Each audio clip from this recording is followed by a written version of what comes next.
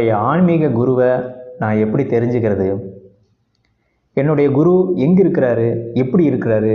இவர் தான் என்னுடைய குருவா? அப்படிங்கிறத நான் எப்படி உணர்றது? அதுக்கு ஏதாவது விஷயம் இருக்குதா? அது மாதிரி விஷயங்கள் எனக்கு இருந்தால் சொல்லுங்களேன் அப்படின்னு சொல்லிட்டு நிறைய பேர் கேள்வி இருக்குது.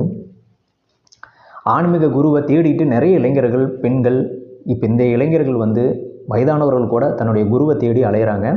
குறிப்பாக ஆன்மீகத்தில் ஆழமாக இருக்கிறவங்க, மத வழிபாட்டில் இருந்து ஆன்மீக வழிபாட்டுக்குள்ளே வந்தவங்க, ஒரு ப்ராக்டிஸில் இருக்கிறவங்க, யோகா, தியானம் அது மாதிரி விஷயங்கள் செய்கிறவங்க, பிரார்த்தனை செய்கிறவங்க, என்னுடைய குருவை நான் தெரிஞ்சுக்கணும்னு நினைக்கிறேன், ஆனால் அதுக்கு ஒரு தெளிவு எனக்கு கிடைக்க மாட்டேங்குது அப்படின்னு சொல்லி நிறைய பேர் யோசிச்சுட்ருக்குறாங்க. சுருக்கமாக சொல்லணுன்னா, நான் ஆரம்ப காலகட்டத்தில் ஆன்மீகத்தில் இருக்கும்போது சத்தியமாக என்னுடைய குரு யாருன்னு எனக்கு தெரியாது. முதல்ல நான் ஆன்மீகத்துக்குள்ளே வருவனாதே எனக்கு தெரியாது. நான் ஒரு ஏதோ ஒரு லைஃப் வாழணும், வாழ்க்கையில் ஒரு உயர்ந்த நிலைக்கு போகணும், பொருளாதார ஒரு நிலைக்கு வரணும், படித்து நல்ல ஒரு சமூகத்தில் ஏழ்மையான குடும்பத்தில் இருக்கிறோம், நம்ம ஒரு நல்ல நிலைக்கு வரணும்னு தான் நான் நினச்சேன். கஷ்டப்பட்டுட்டு இருக்கிறோம், இந்த கஷ்டம் தொடரக்கூடாது அப்படின்னு நினச்சேன். ஆனால் திடீர்னு எனக்கு ஆன்மீகம் அப்படிங்கிற ஒரு வாழ்க்கை, அதுக்குள்ளே குரு அப்படிங்கிற நிலையெல்லாம் நானாக தேடாமையே அது அப்படி அப்படியே அமைஞ்சுது. நம்ம எப்போ குருங்கிற விஷயத்தை பொறுத்த வரைக்கும் நம்ம தேடி போகிறத விட அவர் நம்மளை தேடி வர்றது தான் இதுக்குள்ளே இருக்கிற பியூட்டியே. குருவை தேடி நிறைய பேர் அலையிறாங்க, ஆனால் அங்கே என்ன ஒரு விஷயம் நடக்குதுன்னா, குருவு தான் சரியான நேரத்தில் அவர் வந்துடுவார். நம்ம தேடி போனாலும் தேடி போகலைனாலும் நமக்கு வரணும்னு இருந்தால், வரணும்னு இறை சட்டத்தில் இருந்தால் நிச்சயமாக நம்மளை தேடி வருவார். இதுக்குள்ளே இருக்கிற ரகசியம். ஏன்னு கேட்டிங்கன்னா, நமக்கு ஆன்மீக நோக்கம் இருந்து ஆன்மீக நோக்கத்துக்காக போகணும், இல்லை வேறு ஏதாவது பொருளுலக வாழ்க்கையில் இருக்கணும். இப்போ குருங்கிறது ஆன்மீகத்துக்கு மட்டும் இல்லை, தொழில் செய்கிறவங்களுக்கும் குரு இருப்பார். ஒரு மெக்கானிக்காக இருக்கிறவர், ஒரு பிஸ்னஸ் பண்ணுறவர், ஒரு தொழில் செய்கிறவருக்கும் குரு இருப்பார், அவருடைய ஆசான் இருப்பார். அவரை சந்தித்த உடனே அவருக்கு அந்த தொழில் மேலே ஒரு மிகப்பெரிய மாற்றம் ஏற்படும், ஒரு இன்ஸ்பிரேஷன் கிடைக்கும். இப்போ நீங்கள் குருனா, நீங்கள் சினி ஃபீல்டில் கூட ஒரு ஆக்டரை பார்த்து இன்னொரு ஆக்டரை பார்த்து ரோல் மாடலை எடுத்துக்கிட்டு போகிறது கூட குரு தான். ஒரு ஸ்போர்ட்ஸாக இருக்கட்டும், எதுலேயுமே குருக்கள் இருக்கிறாங்க. 2 விதமான நிலையில் இருக்கிறாங்க. ஒன்று பொருளுலக வாழ்க்கை, அதாவது வெளிமுக வாழ்க்கை, ஆன்மீக வாழ்க்கை, இது 2லேயுமே குரு இருக்கிறாங்க. இப்போ கராத்தே கற்றுக்கணும் அப்படின்னு நினைக்கிறவங்களுக்கு கராத்தே மாஸ்டர் இருக்கிறாங்க. டான்ஸ் கற்றுக்கணும்னு நினச்சிக்கிறவங்க டான்ஸ் மாஸ்டர் இருக்கிறாங்க.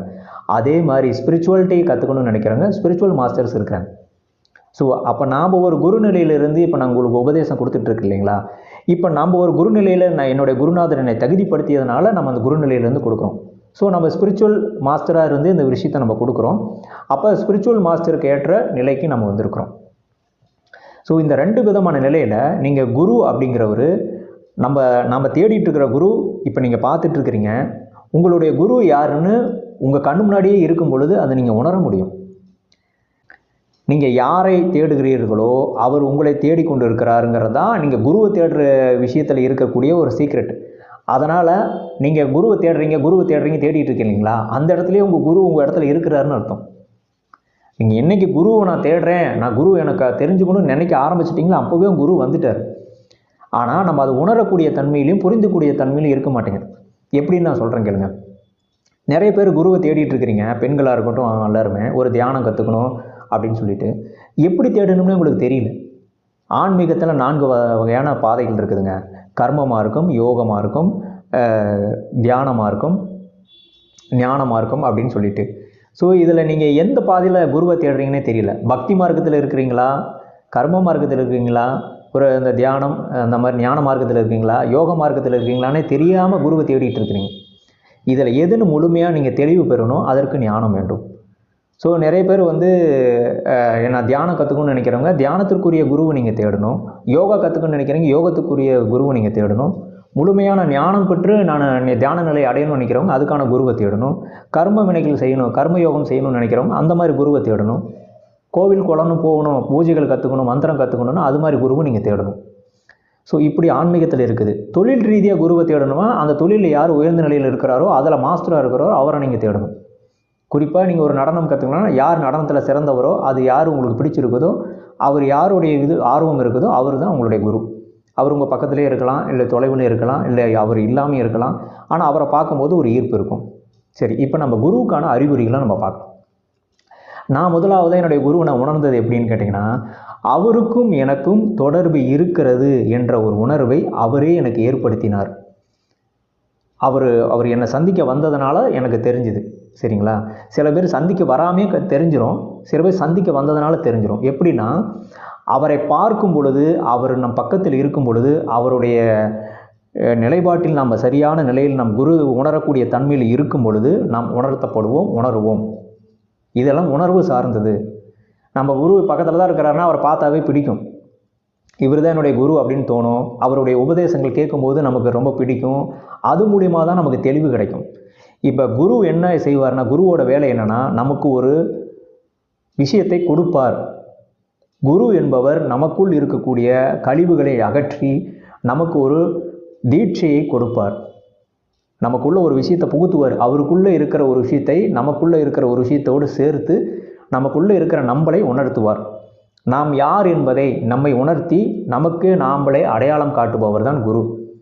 நமக்குள்ளே இருக்கிற தீய விஷயங்கள், எதிர்மறையான விஷயங்கள் எல்லாவற்றையும் கலைத்து நம்மளை நமக்கு அடையாளம் காட்டுபவர் தான் குரு. பாதையை வழிநடத்துவார். இறைவனை அடைவதற்கான பாதைக்கு வழிநடத்தி நம்மளை கொண்டு போவார். என்னென்ன வித்தைகள் நம்மளுக்கு தெரியணும், என்னென்ன தெரிஞ்சுக்கணுங்கிறத அவர் சொல்லிக் கொடுப்பார். இதை யார் சொல்லி கொடுத்துருக்குறாங்களோ அவங்க தான் நம்ம குரு. நம்மக்கிட்ட ஏதாவது ஒரு தெளிவு ஏற்பட்டிருக்குது, ஒரு ஞானமாக இருக்கட்டும், ஒரு தியானமாக இருக்கட்டும், ஏதோ ஒரு விஷயம் நம்மக்கிட்ட வந்திருக்கும், நல்ல விஷயம் நம்மக்கிட்ட வந்திருக்கும். அது யார் மூலியமாக வந்துச்சோ அவங்க தான் நம்ம குரு. குரு நிறைய இடத்துல இருப்பாங்க, நிறைய விஷயங்கள் கொடுப்பாங்க. இப்போ நம்மளே பார்த்திங்கன்னா சித்தர்கள் நிறைய பேர் சந்திக்கிறோம், மகான்களை சந்திக்கிறோம், எல்லாம் பண்ணுறோம். ஆனால் அவங்கவுங்க ஒவ்வொருத்தரும் ஒவ்வொரு விஷயம் கொடுப்பாங்க. என்னுடைய குருநாதர் யாருன்னு பார்த்தீங்கன்னா நிறைய பேர் தெரிஞ்சிருக்கும். என்னுடைய குருநாதர் பார்த்தீங்கன்னா என்னை முதல்ல என்னை வந்து இந்த லைஃப்பில் ஸ்பிரிச்சுவாலிட்டிக்குள்ளே கொண்டு வந்தது, நாத்திகவனாக இருந்தேன் நான், என்ன கொண்டு வந்ததே பார்த்தீங்கன்னா இயேசு கிறிஸ்து, ஈசா ரபி அப்படிங்கிறவர் தான் என்னை கொண்டு வந்தார். ஸோ அவர் வந்து எனக்கு ஒரு திடீர் ஒரு சந்திப்பு மூலிமா அவருக்குள்ளே நான் வந்துட்டேன். அவர் தான் என்னுடைய குருன்னு எனக்கு அப்போ தெரியாது. உலகமே அவரை கொண்டாடிக்கிட்டு இருக்குது, கும்பிட்டுட்டு இருக்குது. ஆனால் நான் அவர் என்னுடைய குருநாதராக நான் எப்படின்னு புரிஞ்சுக்கிது இல்லை. இவ்வளோ பெரிய மகான் வந்து நமக்கு எப்படி குருவாக இருக்க முடியும் அப்படின்னு நினச்சிட்டு நான் இருந்துட்டேன். ஆனால் ஒரு கட்டத்தில் எங்கே போனாலும் அவருடைய விஷயங்கள் என்னை நோக்கி வந்துக்கிட்டே இருந்ததுக்கப்புறம் தான் புரிஞ்சுக்கிட்டேன் அவர் என்னை நோக்கி வராருன்னு. அவருக்குள்ளே இருந்த ஒரு விஷயத்தை எனக்கு மாற்றத்தை எனக்கு கொடுத்தாரு. அவர் முறைப்படி எனக்கு கொடுத்து அந்த மாற்றத்தை ஏற்படுத்தி இப்போ நடத்திக்கிட்டு இருக்கிறாரு. ஸோ அதனால் எனக்கு தெரிஞ்சு அதுக்கப்புறம் மகாவதார் பாபாஜி, அதுக்கப்புறம் நிறைய மகான்கள் சித்தர்கள் வந்தாங்க. ஸோ ஒவ்வொருத்தர்கிட்டேருந்து ஒரு வழிகாட்டுதல் எனக்கு கிடச்சிது. ஆனால் எப்பொழுதுமே ஒரு குரு தான் நமக்கு குருவாக இருப்பார். அவரை நாம் தேர்ந்தெடுக்க வேண்டும், தெரிந்து கொள்ள வேண்டும். அந்த அடிப்படையில் எனக்கு இருந்தது. இப்பொழுது வரை என்னை முழுமையாக என்னை வழிநடத்தி கொண்டிருப்பவர் இயேசு கிறிஸ்து என்கிற ஈசா ரபி. ரபி என்றால் போதகர் என்ற அர்த்தம். அவருடைய முழுமையான பெயர் குரானில் இருக்கிற ஈசா நபி அப்படிங்கிற பெயர். ஸோ ஈசனுக்கு இணையானவர் அவர் தான் ஈசன் நம்ம சொல்கிறோம், சிவம்னு நம்ம சொல்கிறோம். ஸோ அந்த மண்ணில் அவருக்கு அந்த பேர், இந்த மண்ணில் நம்ம சிவன் வச்சுருக்கோம். ஒவ்வொரு அவதாரங்களும் அந்தந்த மண்ணுக்கு தகுந்த மாதிரி பெயர்கள், மற்றபடி ஒரே எனர்ஜி தான். ஸோ இயேசுவே ஈசன் தான், சிவன் தான் சொல்கிறாங்க, இதுதான் உண்மை. ஸோ அப்படின்னா சிவன் தான் நம்மை தேர்ந்தெடுத்திருக்காருன்னு வச்சுக்கலாம். சரி, இப்போ உங்களுடைய விஷயத்துக்குள்ளே வந்தால் நம் குருவை சந்திக்கும் போது ஒரு வைப்ரேஷன் ஏற்படுங்க. அவரை பார்த்த உடனே ஒரு அட்ராக்ஷன் ஏற்படும். அவர்கிட்ட இருந்தால் தான் ஒரு தெளிவே கிடைக்கும். உங்ககிட்ட இருக்கிற பிரச்சனைக்கெல்லாம் தீர்வு கொடுக்குறாருன்னா அவர் தான் உங்கள் குரு. உங்ககிட்ட இருக்கிற ஒரு மாற்றத்தை கொடுத்துருக்காருன்னா அவர் குரு. உங்கள் உள்நாள் இப்படி இருந்தங்க, இப்படி மாறி இருக்குங்க அப்படின்னா அவர் தான் உங்களை மாற்றத்தை ஏற்படுத்தியிருப்பார். அவருடைய பேச்சோ, அவருடைய புகைப்படமோ, அவருடைய பேரோ, அவரை பற்றின விஷயங்கள் ஏதோ ஒன்று வந்துக்கிட்டே இருக்கும் உங்களை சுற்றி. ஸோ இதுதான் குருக்குள்ளே இருக்கிற விஷயம். அவர் உங்களுக்கு உணர்த்துவார். அவரை சந்திக்கணும் போல் ஒரு ஆர்வம் ஏற்படும். இந்த சமகாலத்தில் யாராக வேணாலும் உங்கள் குருவாக இருக்கலாம். சோஷியல் மீடியாவில் இருக்கலாம், வெளியில் இருக்கலாம், பக்கத்து வீட்டில் இருக்கலாம், இல்லை வெளியூரில் இருக்கலாம், இல்லை இல்லாமல் இருக்கலாம், இல்லை புகைப்படத்தில் மட்டுமே அவர் நீங்கள் பார்த்துட்ருக்கலாம், இல்லை கனவுகளில் மட்டுமே அவர் பார்த்துட்ருக்கலாம். நிறைய மகான்கள் சித்தர்கள் யாராக வேணாலும் இருக்கலாம். உங்கள் உயிரோடு இருக்கிறவங்களும் இருப்பாங்க, உயிரற்று வேறொரு நிலை அடைந்த குருக்களும் இருப்பாங்க, யாராக வேணாலும் இருக்கலாம். அது இப்போ பெண்ணாகவும் இருக்கலாம், ஆணாகவும் இருக்கலாம், இல்லை ஒரு குரு நிலையில் இருக்கிற ஏஞ்சல்ஸாகவும் இருக்கலாம். சில ஸ்பிரிட் அனிமல்ஸ் கூட ஸ்பிரிட் அனிமல்ஸ் இருக்கிறாங்க, அவங்களாம் கூட இருக்கலாம். முன்னோர்களாக கூட இருக்கலாம், குலதெய்வங்களாக கூட இருக்கலாம். யாராக வேணால் குருவாக இருக்கலாங்க. குருனா இவங்கள தான் இப்படி தான் இருக்கணும், சித்தர்கள் தான் இருக்கணும்னு இல்லை. ஸோ அவங்களை உங்களுக்கு உணர்த்துவார்கள். நீங்கள் தயாராகும் பொழுது குரு வந்து விடுவார். நீங்கள் தயாராகலைன்னா குரு வரமாட்டார். நீங்கள் தயாராக இருக்கிறீங்கன்னா குருவை சந்திக்கக்கூடிய ஆர்வம் இருக்குது, அந்த ஆர்வம் தெளிவு இருக்குது அப்படின்னா, வீரியம் இருக்குது அப்படின்னா அதை பொறுத்து குரு உங்களை சந்திக்க வருவார். நீங்கள் தயாராக இருக்கீங்க, இந்த நேரத்தில் அவனுக்கு ஒரு மீட்பை கொடுக்கணும், விடுதலை கொடுக்கணும், சரியாக இருக்கணும், அவனை சந்திக்கணும்னு இருந்தால் கட்டாயம் குரு வருவார். அது எது வழியாகவும் வருவாருங்க. டிவியில் வருவார், சோஷியல் மீடியாவில் இந்த மாதிரி யூடியூப் சேனலில் வருவார். உங்கள் குரு வந்திருக்காருன்னா அதை நீங்கள் நல்லாவே உணர்வீங்க. இவர் தான் என்னுடைய குரு, பார்த்த உடனே இவர் தான் என்னோடய குரு நல்லாவே தெரியுது அப்படின்னு உணர்வீங்க.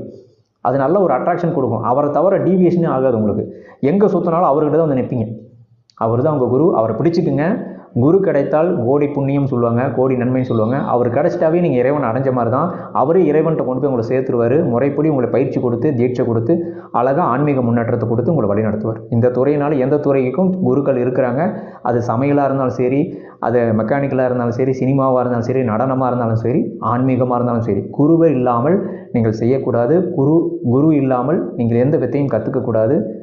அது கொண்டு போய் பின் விளைவுகளை கொடுக்கும். ஸோ குரு கட்டாயம் தேவை. குரு இல்லாமல் ஆன்மீகத்தை முழுமையாக கற்றுக்க முடியாது. குரு தான் நமக்கு கொடுத்து தீட்சை கொடுத்து முறையாக நடத்தி கொண்டு போவார். ஸோ நம்ம அகோரா ஃபவுண்டேஷன் மூலிமா குரு அப்படிங்கிற நிலையிலிருந்து நம்ம ஒரு நிகழ்ச்சி நடத்துகிறோம். ஸோ நம்ம குரு நிலையிலிருந்து நம்ம கொடுக்குறோம்னா அது நீங்கள் சீடர்கள் நிலைமையிலிருந்து அது பெற்றுக்கொள்ளக்கூடியவங்க அது கலந்துக்குவாங்க. ஸோ நீங்களும் உங்களுடைய குருவை தெரிஞ்சுக்கணும், குரு நிலை என்னன்னு தெரிஞ்சுக்கணும், என்னுடைய குரு யார், எப்படி என்னங்கிறது தெரிஞ்சுக்கணும், முழு தெளிவு அடையணும், ஆன்மீகத்தை பற்றி கொஞ்சம் தெரிஞ்சுக்கணும்னு நினைக்கிறவங்க நம்ம அகோரா ஃபவுண்டேஷன் நடத்துகிற நிகழ்ச்சியில் கலந்துக்குங்க. 2 நாள் வகுப்பாக நாங்கள் நடத்துகிறோம். அந்த நிகழ்ச்சி மூலிமா உங்களுக்கு எல்லா தெளிவும் பெறுவீங்க. ஸோ குருவை சந்திக்கும் போது ஒரு உணர்வு ஏற்படும். அவர் தான் உங்கள் குரு என்று உள் உணர்வு ஏற்படும். அவரை நோக்கி உங்களை நோக்கி வந்து கொண்டே இருப்பார். அவருடைய அறிகுறிகள் ஏதோ ஒன்று வந்துக்கிட்டே இருக்கும், சிம்டம்ஸ் காட்டிக்கிட்டே இருப்பார். இதுதான் குருவை நீங்கள் தெரிஞ்சுக்கிறதுக்கான ஒரு சில அறிகுறிகள். இன்னமும் முயற்சிகளை பொறுத்து நீங்கள் தயாரானீங்கன்னா குரு உங்கள் முன்னாடி வந்துடுவார். அவருடைய புகைப்படமோ, அவருடைய ஏதோ ஒரு பொருளோ, பேரோ, சொல்லோ, ஏதோ ஒரு வசனமோ, ஏதோ ஒரு விஷயம், வார்த்தைகளோ, அர்த்தங்களோ, பாடல்களோ ஏதோ ஒன்று உங்களை நோக்கி வந்துக்கிட்டே இருக்கும். அவரை உணர்த்துவதற்காக, அவர்தான் உங்கள் குரு என்பதற்காக வந்து கொண்டே இருக்கும். இன்றைக்கு இளைஞர்கள் நிறைய குருமார்கள் சோஷியல் மீடியாவில் இருக்கிறாங்க. சரியான குருவை தேர்ந்தெடுங்கள். போலியான குருக்கள் நிறைய பேர் வந்துட்டாங்க. பார்த்து கவனமாக இருங்க. பெண்கள், இளைஞர்கள் போலியான குருமார்களை நம்பி ஏமாந்துடாமல் அவர் நல்லா பகுப்பாய்வு செய்து கேள்விகள் எழுப்பி அவர்களை சோதனை செய்து அவர்களிடம் விசாரித்து தெளிவாக நீங்கள் சேர்ந்து குருவாக நீங்கள் பயணிக்கலாம். உங்கள் வாழ்க்கையில் மாற்றத்தை ஏற்படுத்தினாங்களா, இல்லை ஏதாச்சும் தேவையில்லாத விஷயத்தை பண்ணுறாங்களான்னு பாருங்கள், சேட்டைகள் பண்ணுறாங்களான்னு பாருங்கள். உங்கள் வாழ்க்கையை மாற்றுறாங்களா, உங்கள் வாழ்க்கையை நல்லா முன்னேற்றி கொண்டு போகிறாங்களா, மன நிம்மதி, சந்தோஷம், சமாதானம், அமைதி, ஒற்றுமை, ஆன்மீக வளர்ச்சி கொடுக்குறாங்களான்னு பாருங்கள். அவங்க தான் உங்கள் குரு. அவங்கள பார்த்தாவே ஒரு மகிழ்ச்சி இருக்கும், உள்ளுக்குள்ளே ஒரு சமாதானம் இருக்கும், ஆத்மாவில் ஒரு சந்தோஷம் இருக்கும். அவர்கள் தான் உங்கள் குரு. யார் முகத்தை பார்க்கும் பொழுது உங்களுக்கு உற்சாகம், சந்தோஷம், மகிழ்ச்சி வருகிறதோ அவர்தான் உங்கள் குரு. அது யாராக வேணாலும் இருக்கலாம். நிறைய குருமார்கள் இருப்பாங்க. ஆனாலும் நமக்கு எப்பொழுதும் ஒரு குரு இருப்பார். சில விஷயங்கள் கற்றுக் கொடுப்பதுக்காக சில குருமார்கள் வருவாங்க, போயிடுவாங்க. மற்றபடி எப்பொழுதும் நம்ம கூட ஒரே ஒரு குரு இருப்பார். அவர் யாருன்னு நீங்கள் தெரிஞ்சுக்கணும். அதை தெரிஞ்சுக்கணும்னா அகோரா ஃபவுண்டேஷன் அதுக்கான ஒரு வாய்ப்பை கொடுக்குது. இல்லை நீங்களாகவும் தெரிஞ்சுக்கலாம். உங்களால் முடிந்த முயற்சி எடுங்க. முடியலன்னா நம்மக்கிட்ட வாங்க. நம்ம அதுக்கான பயிற்சி கொடுத்து அந்த குரு யாருங்கிறத நீங்கள் தெரிஞ்சுக்கிறதுக்கான ரகசியத்தை, ஞானத்தை நாங்கள் கொடுக்குறோம். இதுதான் இதுக்குள்ளே இருக்கிற ரகசியம். குரு கிடைத்தால் கோடி புண்ணியம். குருவை தெரிஞ்சுக்குங்க. கட்டாயம் நீங்கள் தயாராக இருக்கும்போது குரு உங்களை நோக்கி வருவார். வந்திருப்பார், நிச்சயமாக வந்திருப்பார். நீங்கள் உணராமல் இருக்கிற வரைக்கும் அது கஷ்டம்தான். உங்களை சுற்றி தான் இருப்பார். நீங்கள் தேடினீங்கன்னா அது உணர்கிற தன்மையில் இருந்தீங்கன்னா நிச்சயமாக உணருவீங்க. இதுதான் இதுக்குள்ள ரகசியம். நன்றி. நல்லது.